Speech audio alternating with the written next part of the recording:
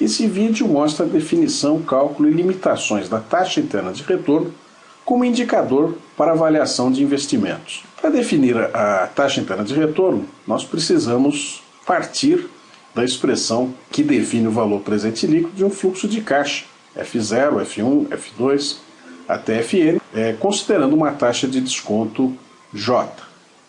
A TIR vai ser exatamente a taxa de desconto J que vai levar esse valor presente líquido a zero, que é o que mostra essa expressão 1. No lugar de valor presente líquido nós substituímos por zero e no lugar de J nós substituímos por TIR, que é a abreviação de taxa interna de retorno. Então achar a TIR é exatamente resolver essa equação em termos de TIR. Para melhor entender o problema, vamos fazer uma substituição de 1 sobre 1 mais TIR nessa expressão 1 por x, chegando à expressão aqui de baixo, F0 mais F1x mais F2x ao quadrado, mais pontinhos Fnx a n. Essa expressão é exatamente um polinômio de grau n.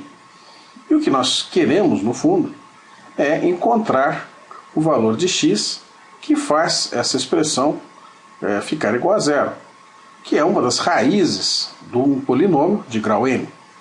Então, nosso problema, no fundo, é achar as raízes de um polinômio de grau n e, depois, com o conhecimento de x, nós podemos encontrar o valor da TIR, ou os valores da TIR, se nós tivermos várias raízes, do polinômio. Vamos considerar inicialmente a situação em que n igual a 2. Nesse caso, nós temos uma equação do segundo grau, que depende de F0, F1 e F2. Uma vez que encontramos o valor das raízes dessa equação, uma equação do segundo grau, facilmente poderemos encontrar os valores da TIR fazendo a substituição 1 sobre x menos 1.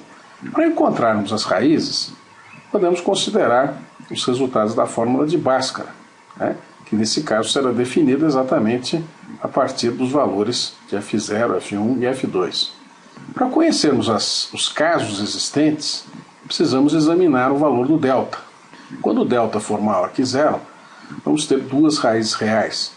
Quando o delta for igual a zero, temos uma raiz real, e quando o delta for menor que zero, temos duas raízes complexas, o que vai nos levar a uma taxa interna de retorno, ou taxas internas de retorno complexas, algo que não faz sentido do ponto de vista econômico ou financeiro. Vamos exemplificar o uso dessa fórmula utilizando um fluxo de caixa, que no F0 é menos 3, F1 é 2 e o F2 é 2. Então, nessa situação, aplicando aí a fórmula de Bhaskara, encontramos um delta de 28, fazendo as substituições devidas na fórmula, vamos chegar a duas raízes, porque o delta é positivo, duas raízes reais, 0,82286 e menos 1,82288. Utilizando então a substituição para se encontrar TIR, vamos chegar aos valores, no primeiro caso, 0,215 ou 21,5%, e no segundo caso, menos 1,549. Então, usualmente, nós costumamos reportar somente a taxa interna de retorno positiva, que nesse caso, então, seria 21,5% ou 0,215. Então, aqui nós temos novamente o caso geral, e uma pergunta que pode surgir é se existiria uma versão generalizada da fórmula de Bhaskara que possa resolver esse caso geral na situação em que n pode ser eventualmente maior que 2. Então, a resposta é que existe para o caso n igual a 3 e n igual a 4. Para n maior que 4, não existem fórmulas. Essas fórmulas, até nesses casos, são fórmulas bem complicadas e não tendem a ser utilizadas normalmente no processo de se encontrar TIR. Nessas situações, o que usualmente é utilizado são os chamados métodos numéricos, E um exemplo é o chamado método de Newton-Raphson, que são métodos implementados em programas, calculadoras, etc. O Excel, por exemplo, utiliza métodos dessa natureza. Esses métodos eles têm limitações, e uma das limitações é que eles tendem a encontrar apenas um valor da taxa interna de retorno, quando é possível, né, encontrar a taxa interna de retorno, né, quando a solução é uma solução real. Ele não encontra todas as taxas internas de retorno quando elas eventualmente ocorrem, né? Normalmente, no caso do Excel, ele encontra as taxas que estão mais próximas de 10%. Né? Se existirem mais taxas, ele só vai apresentar uma dessas taxas. A taxa interna de retorno não tem só dificuldades de cálculo, ela tem dificuldades também de interpretação, até porque existe possibilidade de você ter mais de uma taxa positiva, por exemplo. E além disso, existe uma certa inconsistência, né, do uso da taxa interna de retorno, né, para você comparar investimentos alternativos, né? E nós vamos mostrar um exemplo de uma situação em que essa comparação ela pode ser problemática.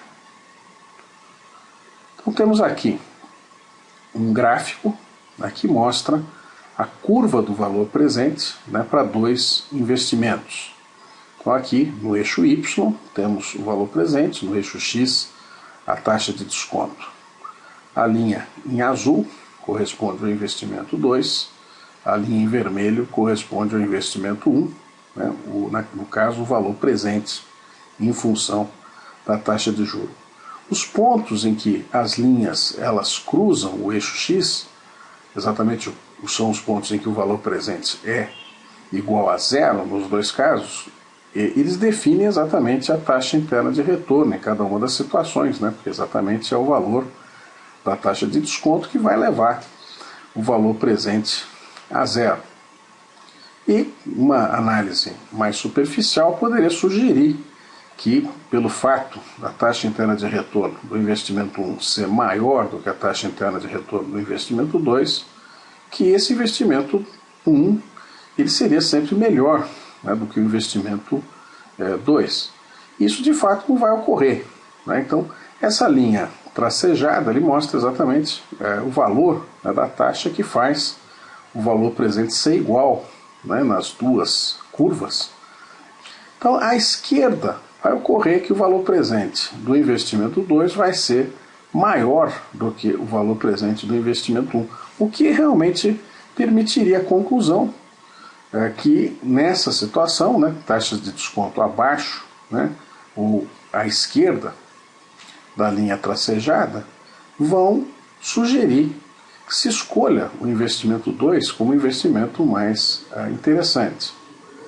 Do lado direito da linha tracejada, ocorre exatamente o contrário, né? Quer dizer, o investimento 1 ele vai levar a um valor presente mais elevado do que o investimento 2. Ou seja, não é uma conclusão absoluta a conclusão de que o investimento 1 seria um investimento melhor, né? O que seria a conclusão que se teria simplesmente pela análise da taxa interna de retorno, né? Que se nós tivermos uma taxa de desconto mais baixa, né, o investimento 2 pode ser de fato o investimento melhor, ou seja, a análise do valor presente é uma análise mais interessante, né, e vai levar em geral a conclusões mais definitivas, né, com relação à qualidade do investimento, né?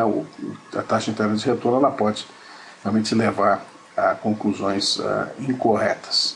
Além do que ela pode não ser nem possível de ser calculada ou podem existir várias taxas internas de retorno. Então, isso são complicações adicionais a serem consideradas. Essas considerações elas motivam uma série de recomendações na literatura até contra, né, o uso da taxa interna de retorno no processo da avaliação de investimentos, né?